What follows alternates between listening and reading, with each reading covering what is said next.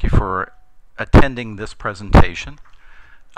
You see from the title, it's really a review on immunization. We're going to focus on adult vaccination instead of childhood vaccination. When you go back and you look at what vaccines have done for us, or what the benefit has been from this, going back to the 20th century and looking at morbidity and going up to 2010 and looking at cases, I think if you put your gaze over to the right-hand column and the percent decrease of many of these infections you see over in the left-hand column with smallpox, diphtheria, pertussis, tetanus, etc., significant decreases in some of these, 100% reduction.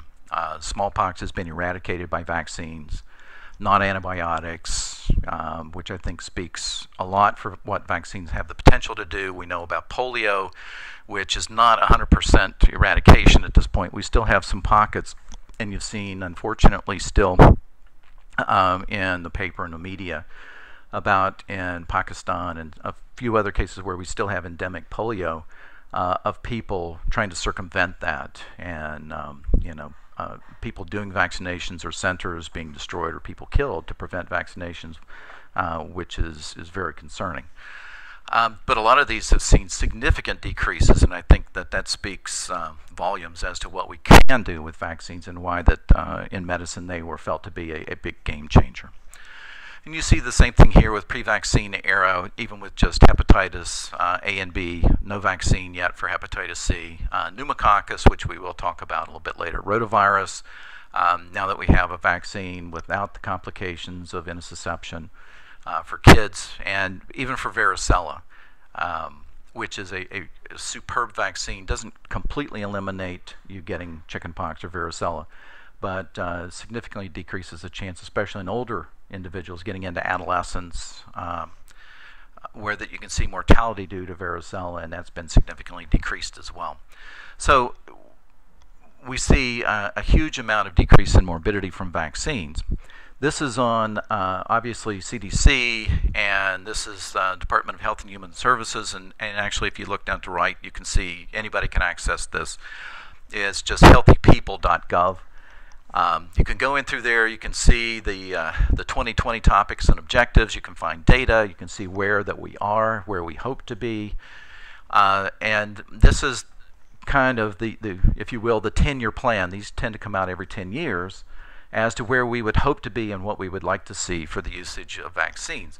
And when you look back through this, and this is for 2013 with just vaccines, these are a lot of the topics that get discussed with this plan, and I've just highlighted some of the ones that tend to be more in the adult population. You see there are a lot of ones in young children, and then even monitoring surveillance for rabies and other things we won't talk about today. But I've just highlighted a few things that talk about adult vaccinations, which historically we haven't really spent too much time talking about, because a lot of focus on kids and preventing a lot of those infections you saw in children. And there were thoughts that, immunization during childhood should last you for the rest of your life, and we know that may not necessarily be so. We've known that with tetanus, that people have had to get a booster about every 10 years or so. So that's what I'd like to focus on today, is adult immunizations, and then some of the changes that have occurred since the last CDC immunization update. And a little bit of a discussion about influenza and where we've been in the past, like in 2009, and just to touch on a little bit of what's been a concern for us, and to talk about some of these vaccines that really we talk about using more in adults. And one of those that we've been using a long time has been pneumococcal vaccine. And just to remind you about pneumococcal disease, we know that Streptococcus pneumoniae is a more common cause of community-acquired pneumonia, that about 60% of community-acquired pneumonia is probably viral. But out of that 40% or so, and the numbers vary a little bit depending on whose study you look at, but out of that group of bacterial causes, strep pneumo is at least 60% or so of the causes. So it is a very common pathogen.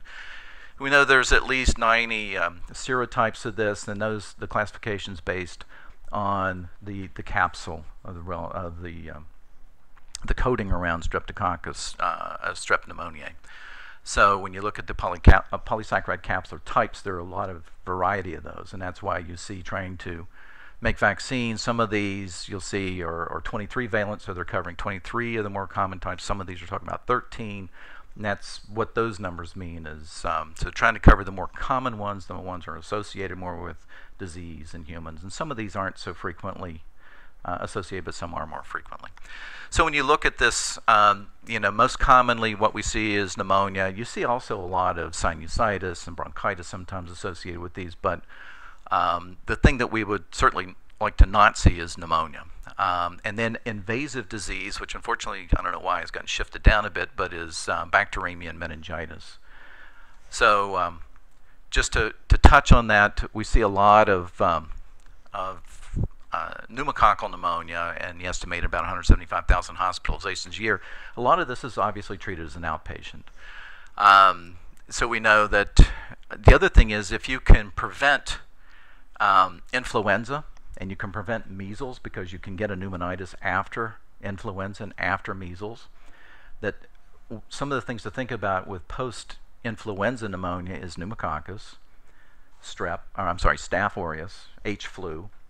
So if you can prevent influenza or you can prevent strep pneumo or both, then you've taken a lot of this other morbidity out of the equation. So just getting pneumococcal vaccine or influenza vaccine may have repercussions on other infections that you could get exposed to and maybe not develop because of your prior vaccination. The good news is that the case fatality ratio on this has been consistent for decades. If you go back and look at Austrian and et al.'s original studies with this, the case fatality rate was overall about 13%, 12-13%. And it's stayed about the same. It's more people that have multiple morbidities, so people with underlying liver disease, diabetes, renal disease, etc. All those things impact. We see a little less in pneumococcal bacteremia. It tends to be a harbinger of bad things in a lot of people. When you think of bacteremia with this, it is something that it tends to have a poorer outcome in people, and again, more in the elderly. About 50,000 cases of this, and case fatality ratio is probably overall about 20%. Then when you look at pneumococcal meningitis, everybody gets concerned about that. The two big things we really worry about bacterial-wise is pneumococcal meningitis and meningococcal meningitis. Which one of these is very communicable? Meningococcal, sure, that's one we worry about, especially where you have clusters of people, groups of people, a lot of close contact, a lot of time of close contact, where this really isn't a communicable disease for meningitis. So that's at least part of the good news. And not that many cases of this. The big issue is trying to prevent this because of the neurologic sequelae, like any meningitis. And especially not only in kids, but even older individuals that have hearing loss may benefit from a device like a cochlear implant.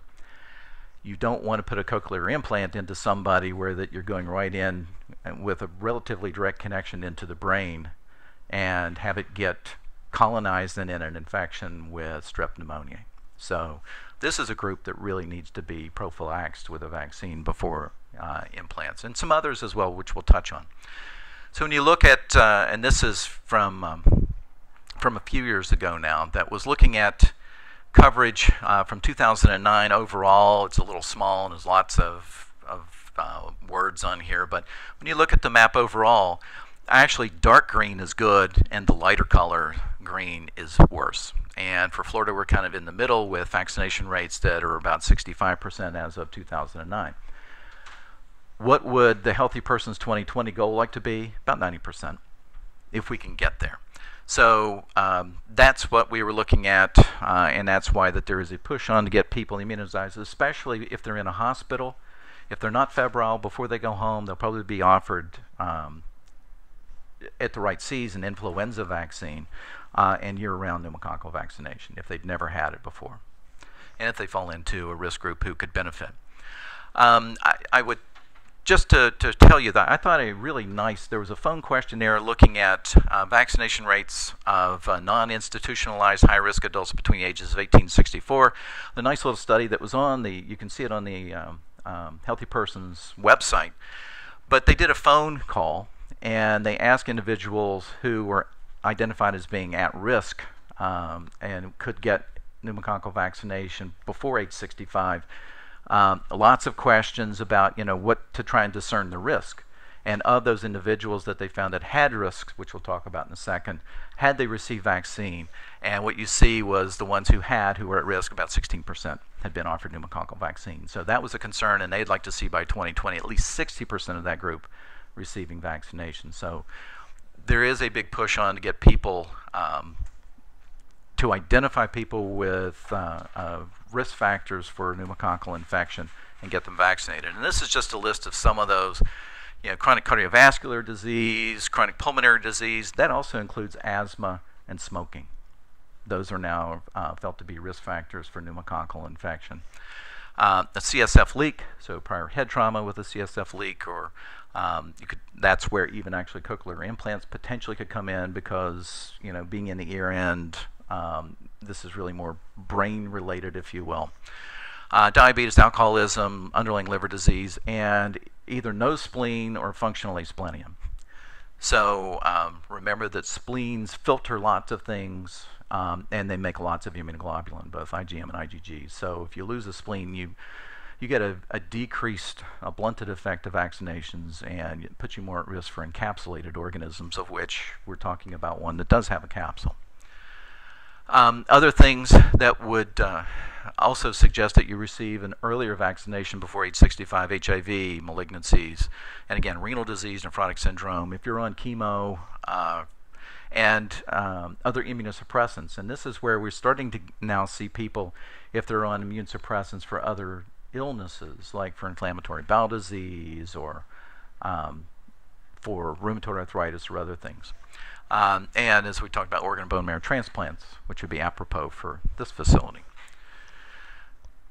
This is a little wordy, but this is what came out in 2010 was the Advisory Committee on Immunization Practices, or ACIP's recommendation. ACIP is works under the auspices of the CDC, and usually this is kind of the decisions and the recommendations that most people really look towards to make decisions about what to do. And they did talk about giving the 23-valent, if you will, the older form of pneumococcal vaccine. This was the one that is the pneumococcal polysaccharide vaccine, so a vaccine made against that different types of the capsules around strep pneumo. So smokers, asthmatics, to no longer focus on Alaska Natives or American Indians unless they have a reason, just because that you happen to live and your background is that you're Inuit or another Alaskan Native or American Indian or First Nation, wherever you are, whatever the terms. That's not the reason to get the vaccine. The reason is you have another issue that would fit into that. So unless they have a medical indication, don't vaccinate for that. Anybody above age 65, which is an old recommendation, and if you get it before age 65, after you turn 65, you should get another one. And I, like other colleagues, have gotten phone calls. Well, Mr. So-and-so was 64. I just gave him his vaccine 2 months ago, and now he turned 65. Do I give him another one because he just turned 65? And it's kind of superfluous because, no, he doesn't really need one. He just got it 2 months ago. So the question's always been, well, then when do I give it? And the recommendations are at least 5 years after that they received their first dose. So if they got it at age 62, when should they consider getting their next one? About 67. So as close to that as possible. Then when they talk about, revaccination for most persons, besides what we just talked about, would recommend to give them pneumococcal vaccine. There's just really no data for that. And that's why this comment is in there for that and other immune compromising conditions that, the second dose 5 years after, as we talked about, for functional atomic asplenia is fine. So if you have your spleen taken out when you're 18, you get pneumococcal vaccine before that, then 5 years later you could get another dose, and then at 65 you could potentially get another dose. But other than that, you don't need to get one very frequently for two reasons. Because we don't know if it does anything at all, and then we don't know how safe it is to keep getting re-exposed to this vaccine. It shouldn't do anything, but there's no data. So ACIP, now that there was an FDA approval for what we've first saw utilized in children, and that was the 13-valent pneumococcal conjugate vaccine. That's what the PCV is. So I'll probably end up telling you about, is this polysaccharide versus conjugate, or easier to say 23-valent or 13-valent. So just to identify if I mention either one of those, that's what we're talking about. Well, now that there is a formal indication for 13-valent vaccine in adults, where we used to use it in kids, and it was FDA approved to use in immune-compromised individuals because of data presented. There were recommendations about that. The CDC did cost-effective modeling and felt that it was very reasonable to do this. And the recommendations were a little confusing. So what you see is it says adults with immune-compromising conditions, including asplenia, CSF leaks, cochlear implants, and all that other list, should receive a dose of 13-valent vaccine first, then with a dose of 23-valent vaccine at least 8 weeks later. But if you already had given 23-valent vaccine, then you give 13-valent a year or more after. And people get confused. Do I do this at 6 months? No. This was 8 weeks. Oh, so then after that, then what do I do? Now, was it 1 year or we get all kinds of phone calls because it's a little confusing. So what we ended up doing was our ID PharmD, Linda Chung, and I think some of us, Linda and I talked a lot. We sent it around for review. I think Dr. Ayler had seen it, and Dr. Goff had also looked at it. So we split this to age less than 65 and then above 65, and looked at immune-compromised or immune-competent. And hopefully this makes it a little easier because it says they're positive PPSV23. So if they had 23-valent vaccine, now what do you do? And you can go down one, it says to give them one dose of 13-valent vaccine at least 1 year after that.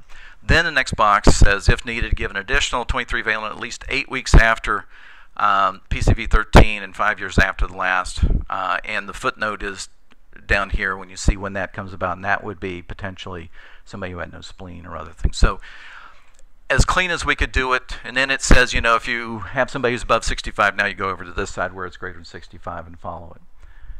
We still get phone calls because there are people that fall into a gray zone. Hi, I have a patient who has prostate cancer. Should I give him 13-valent vaccine? Is he being treated? Not right now. Is he on immune suppressants? Not right now. Are they worried that his prostate cancer is recurring? Well, they're following his PSAs. And how are the PSAs doing? Well, they're a little elevated, but it's your call, really. I mean, if you want to do that, if you think he's probably going to progress, it wouldn't be a bad time to give it. If you think that everything is fine and you don't want to give it, you don't know there's going to be a benefit, it's your call. So I think there's still going to be gray zones for people, but this should hopefully take care of most of it. It is a quality improvement standard in both CMS, and that's the old term, quote JCO, now it's TJC, the Joint Commission.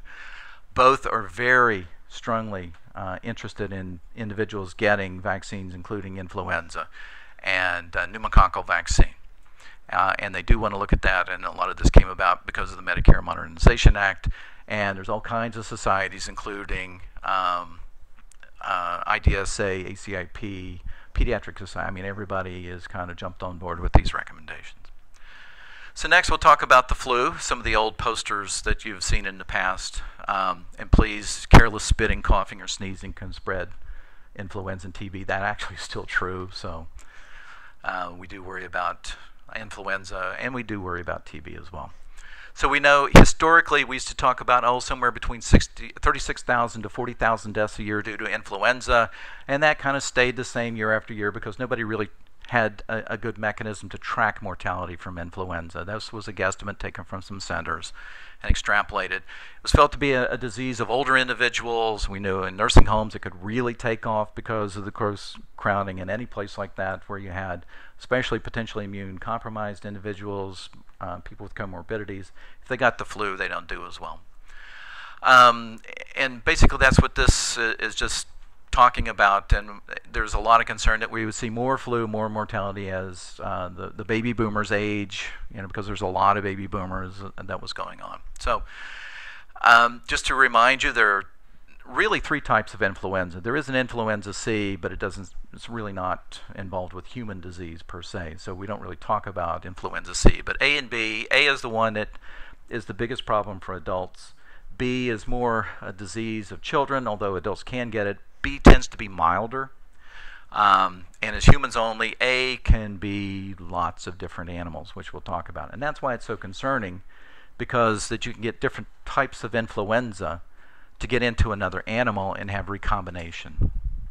So if you get pieces of different one, you form a new influenza, and maybe humans don't have good immunity to or no immunity to, and that's when you worry about pandemics. Hopefully you remember shift and drift, and shift is the subtle changes in, drift is subtle changes. Shift is a big change, and that's the one where we worry about immunity. And boy, this just didn't come out at all, and I don't know why. But the green group there is supposed to be humans. The second group here would be, I think this is swine. This group is horses, the orange group, and then the blue group is basically fowl. So these are birds. And what you see is when you start looking through this that there's all different kinds of ones that birds can have, whether you're looking at hemagglutinin, and these are the neuraminidase. So this is a real problem, because the big thing here is, as you see, that humans really only have H1, 2, and H3, and then N1 and N2. You start looking at with this, and I believe that this is pigs with H1 and H3, and then H1 and N2. Horses a little bit different, but birds can have all kinds of things.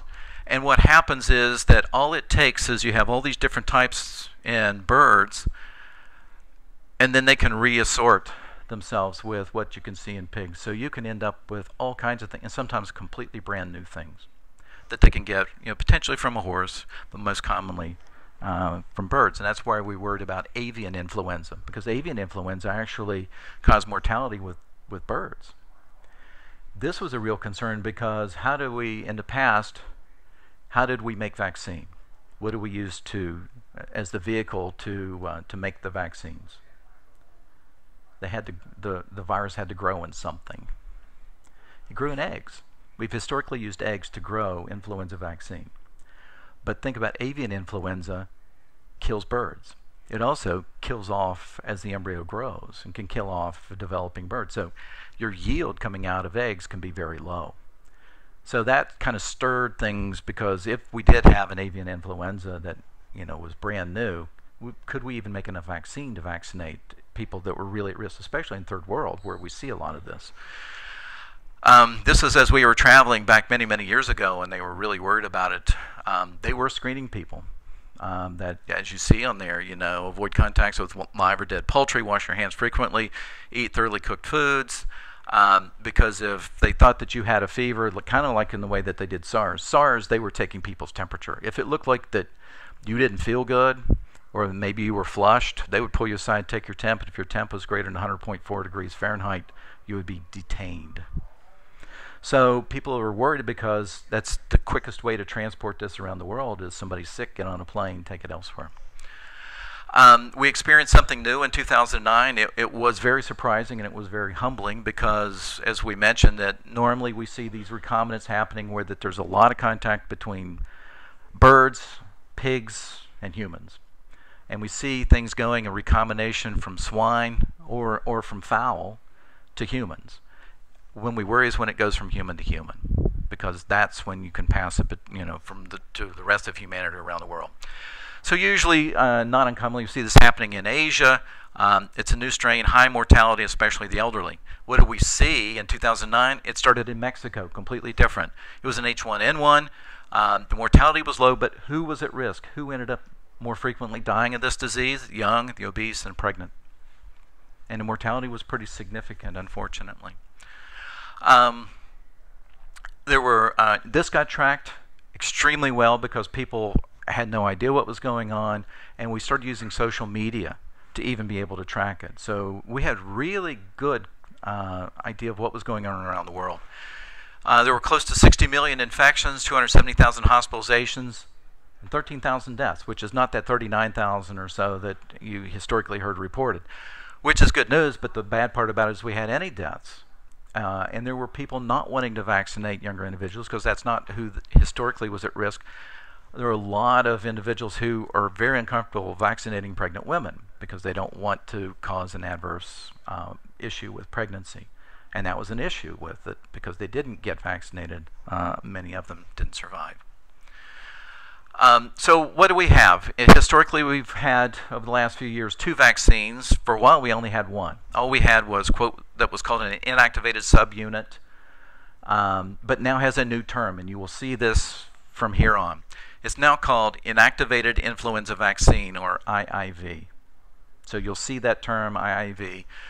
This remains the same, the live attenuated influenza vaccine. So you'll see either LAIV, that's live attenuated. This is just inactivated influenza vaccine. So the IV is influenza vaccine. This was egg-derived, like we talked about. It's an IM injection.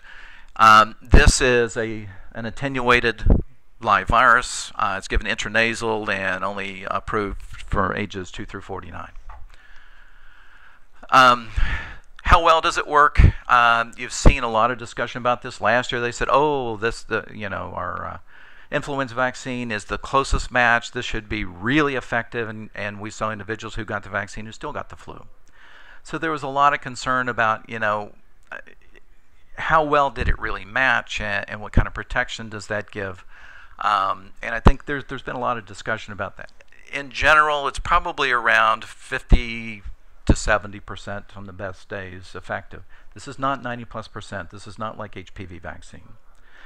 But still, it's good because it's that in preventing influenza, but if you get the flu, it's usually more attenuated. It's not as severe.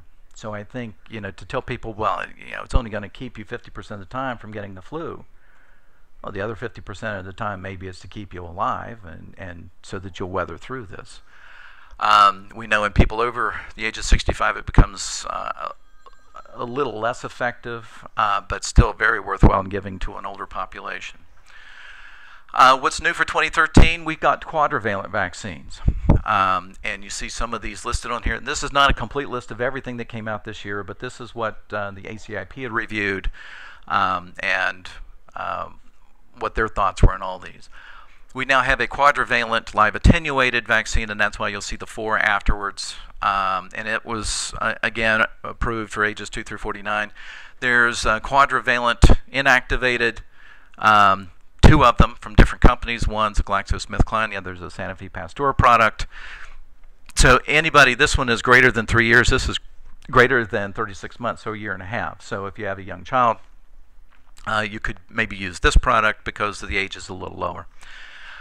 What about people that say they have an egg allergy? Well, there were recommendations from the CDC to see if they really had an egg allergy or not, and if they didn't have a true egg allergy, you could still immunize them against this. But some people have a severe egg allergy who could not receive influenza vaccine. Now we're starting to see products out on the market that don't use eggs. You have a cell culture-based trivalent inactivated vaccine and a recombinant hemagglutinin influenza vaccine. So we're now getting away from eggs and starting to make it in more of a humanized cell cultures or recombinant, like we do with hepatitis B vaccine. It's a recombinant vaccine. It actually says HPV is a recombinant vaccine because you can't grow HPV in culture effectively at all. When you look at a lot of these, and you see these are up to age 49 right now. The data kind of stopped at that, and I'm sure that there are already data that are looking at 50 and above with these more recombinant or cell culture based vaccine. But ACIP says they're all about the same. So none at this point is any better or any worse than the others.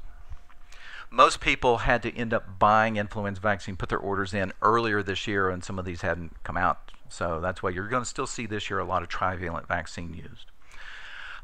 This is what's currently being discussed, or what's in the vaccine this year. Not that I expect you to remember it, but there's 2 A's normally.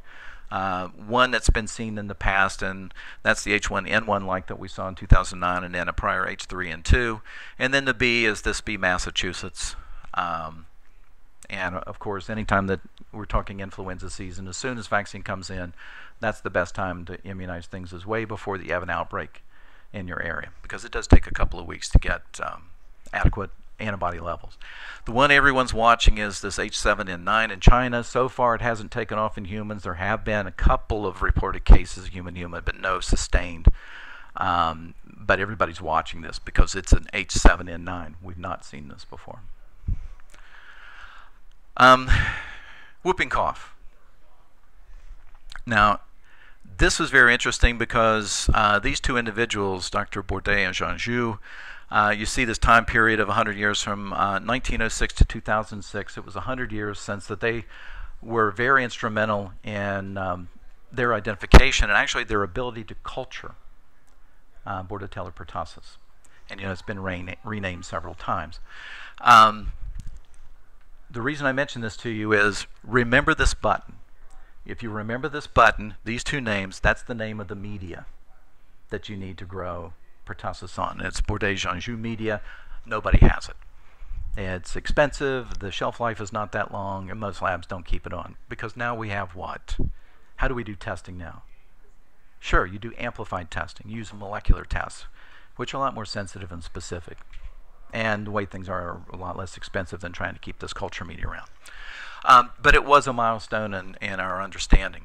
I'm not going to read all of this to you. You can read as well as I do. But what I would point out to you is the Chinese in the past have referred to pertussis as the cough of 100 days because it does last a long time after you get the acute infection. We know the vast majority of these cases are usually not reportable. It's not a nationally reportable disease, and we've had problems because of needing special media to really grow it to make a firm identification of a case of pertussis. Now that we can do PCR or other amplified testing, it's probably the way to go. And just to remind you about this disease, usually the catarrhal, the infectious stage, you get usually lasts 7 to 10 days, but has a range of 4 to 21 days. Usually you get a runny nose, low-grade fever, and a cough.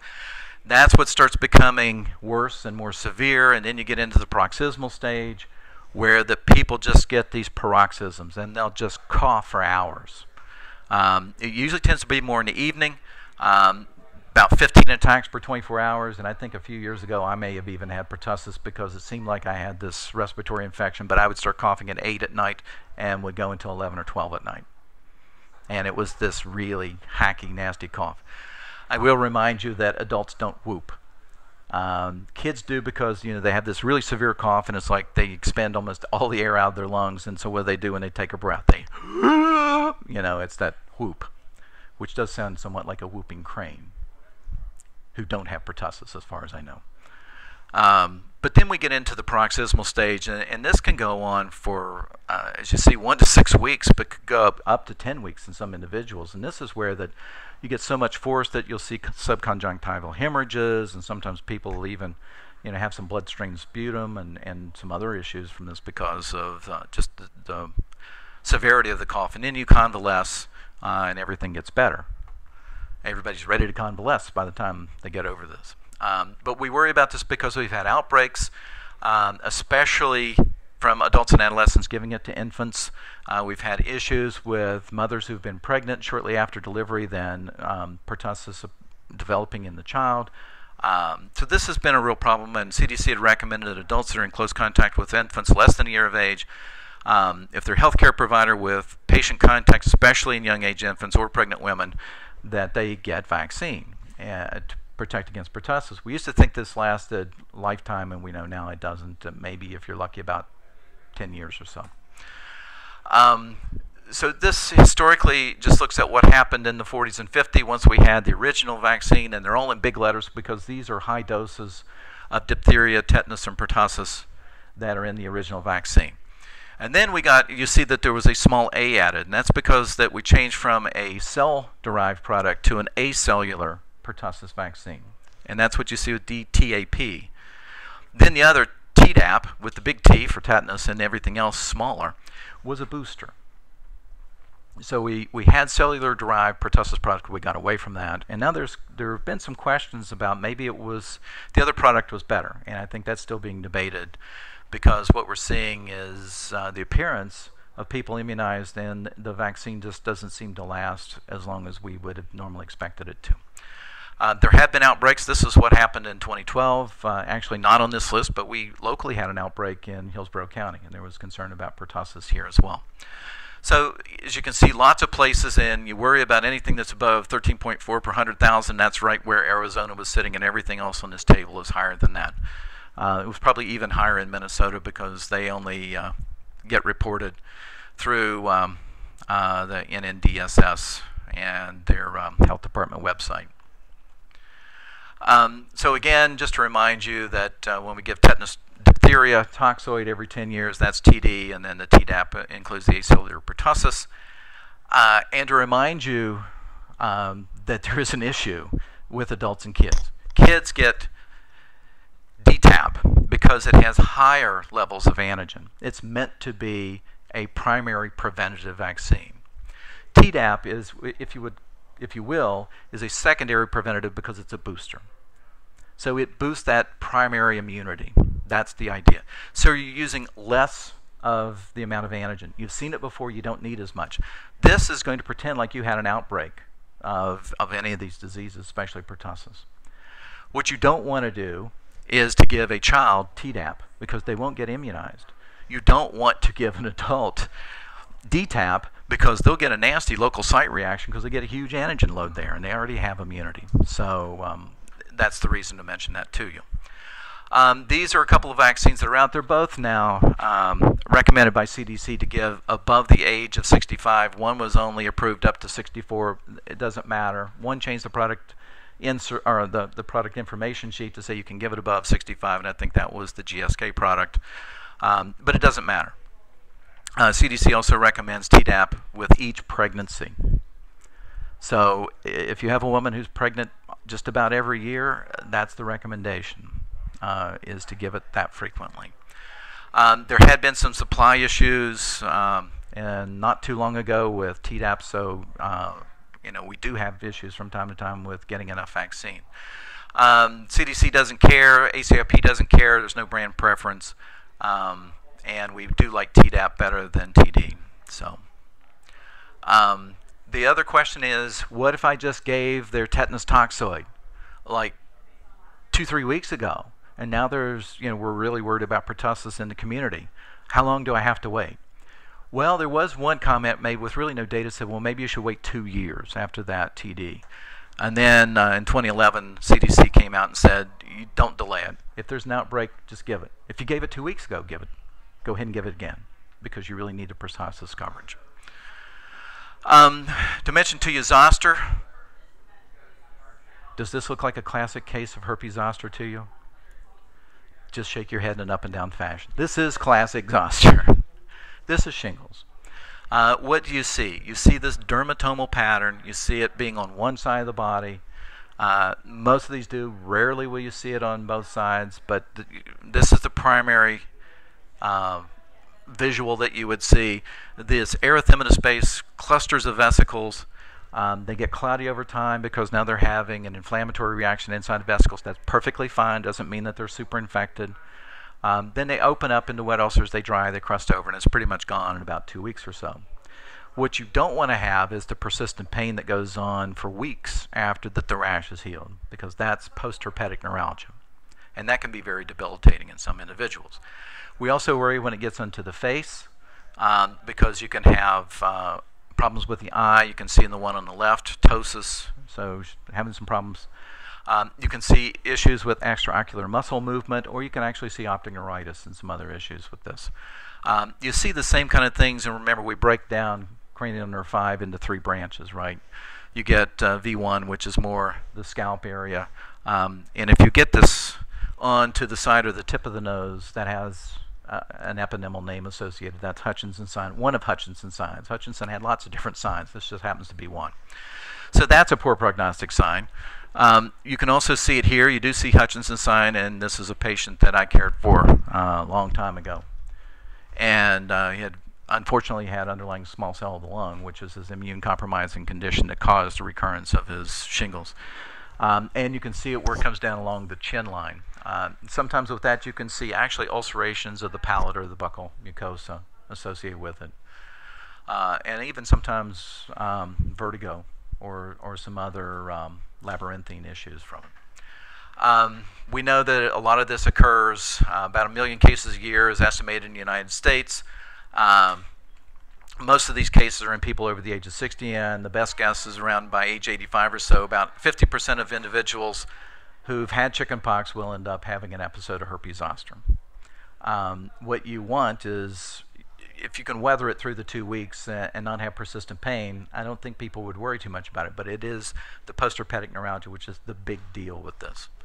And when you look historically, and this is from 1975, from one of the fathers of this disease, Edgar Hope Simpson, who's a family practitioner in the UK, who associated prior outbreak of chickenpox with shingles.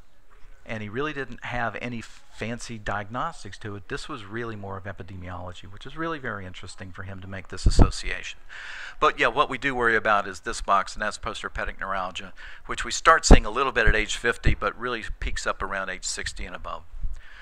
I was a PI in the original shingles prevention study that brought the Zoster vaccine to market. And this is just showing you how subtle this disease can be. You saw the one at front, nobody would miss.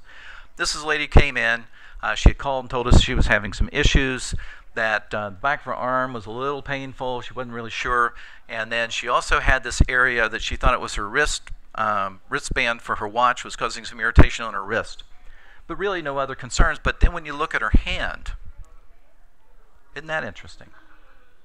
She just has these small little 4 vesicles with an erythematous base, one in the interdigital web here, and a little bit of erythema. And in the study, we actually took vesicle fluid and we amplified that for, did PCR for VZ as well as herpes simplex. She's positive for VZ. She has shingles. Would you have made that diagnosis? Some people will probably say, I would have thought about it. But then if you think about it, are you going to treat for that? You know, and I don't know in the study if I would have really recognized that as being shingles or not, to be honest. But I am now. I'm a lot more attuned to the subtleties of outbreaks of people who have herpes zoster. So the paper came out in 2005, and this is what the data was broken down, and this is what you're going to see in the vaccine product information sheet that comes along with it. Overall, there was a 51% reduction in shingles of the people who got vaccine over placebo, but when you break that down by age group, which we did have in the study, 60 through 69, 70 through 79, and above 80, it was a 64% reduction in shingles in the 60 through 69, and I'll euphemistically call it the younger group. Not so young, but they are of this group. Not quite as good as the overall average, 41% reduction in 70 to 79 and about 18% in older individuals. And what I would suggest to you is not to blow this off and say, well, it's not worth giving in people 80 and above. They may not respond as well. They may not prevent them from having an outbreak of shingles, but it's usually milder. So if they have shingles and they don't get PHN, that's still a great thing for them, especially at that point in their life. So the overall decrease in PHN was 39% overall. Not quite so good in the younger age group here, the 60 through 69, because a lot of those people didn't get shingles in the first place. You saw a little bit better in the 70 through 79, 55% reduction in PHN, and actually 26% in the older age group. So it does have an efficacy. There are a lot of people saying, well, the overall efficacy with preventing shingles, remember, is about 50%. Well, I mean, come on, how good of a vaccine is that? What did I mention to you about influenza vaccine overall? How good is it? 50 to 70%. This is as good as influenza vaccine in this age group, in 16 above, where they generally don't get too good of an antigen response. So there is an FDA approval for individuals now from 50 to 59 with this, although because of production issues in the past, they couldn't make enough Zoster vaccine. They have this room from 12 to 1, so we may want Oh, I don't have a watch, so I don't know what time it is. Yeah, it'll just be 2 minutes. You can edit this out. So basically, ACIP didn't recommend it, but I understand that insurance will pay for this if you do right for it. And I've also been told that they have a new plant in North Carolina, I think in the Raleigh area, which is ramping up for more Varavax or the chickenpox vaccine, as well as for this product as well. So hopefully that'll change, and ACIP will think it's fine. Just to mention to you HPV, I'm not going to go over all this. You know that we have 2 vaccines out for that, if you will, a bivalent and quadrivalent vaccine. The bivalent and quadrivalent vaccine both have HPV type 16 and 18 that are associated with cervical cancer, cervical dysplasias, also associated with some head and neck cancers. And one of the things that you're hearing about more now is HPV-associated head and neck cancers. That was the whole thing that got a little bit of hubbub in the media, with Michael Douglas having head and neck cancer, and then when he discloses that it was HPV positive. So we know that this is going on, and I think this is going to be very interesting to watch this vaccine in that group. 6 and 11 are more for external genital warts. So that was in the quadrivalent vaccine, not in the bivalent vaccine. Both vaccines are usually in single dose or in a syringe, and neither has any kind of antibiotic or preservative in it. These are the indications in women between the ages 9 through 26 for the prevention of cervical cancer, precancers, and genital warts, and males 19 through 26, prevention of genital warts and prevention of anal intraepithelial neoplasia, but that actually is being changed to high-grade squamous intraepithelial neoplasia. That's the new terminology for AIN that was mentioned actually at our meeting last week. So you may see HSIL or AIN, it's the same thing. And these are for all of those and for the prevention of anal cancers caused by HPV 16 and 18. You don't see any of the 6 and 11 coverage with Cervarix, the GSK product. Getting enough vaccine used is the whole thing. This came out in MMWR earlier this year, and you see from 2007 all the way up to 2012 an increase in at least individuals getting 1 dose of vaccine. 2 doses has improved somewhat, but getting with the recommended 3 doses is still about 33% of individuals who start vaccination. So getting the whole series is problematic. There is some data that suggests that you would get fairly good coverage even with 2 doses. So if you can get through 1 and come back for the second, that's much better than 1, and 1's better than 0. But 3 still is the optimal. 3 will give you up to 90% protection. And there was this article that came out in JID just a few months ago saying that even with the low amounts we're getting, we do see rates of cervical dysplasia and things going down in the vaccinated group. This I'll just recommend is Journal of Clinical Oncology a few years ago looked at head and neck cancers and actually had tissue from the SEER database. And I'm going to just jump to this. When they looked at it, they saw a significant increase in HPV-related head and neck cancers over the non-HPV-related ones. If you get to pick between which one, if it's HPV positive or negative head and neck cancer, pick the positive one because the survival is much improved with that one. But I don't guess we get to pick which one we get, unfortunately.